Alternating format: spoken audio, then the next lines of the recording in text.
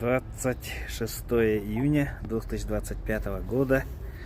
Вот у меня во дворе поспевает жимолость. Это вот мне подарил ботанический сад нашего Северо-Восточного федерального университета.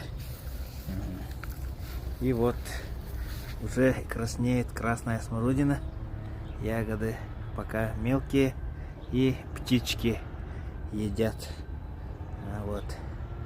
Но уже как бы сезон продолжается. Здесь у меня лилии, сарданы. В этом году что-то они слабовато. И расцвела сирень.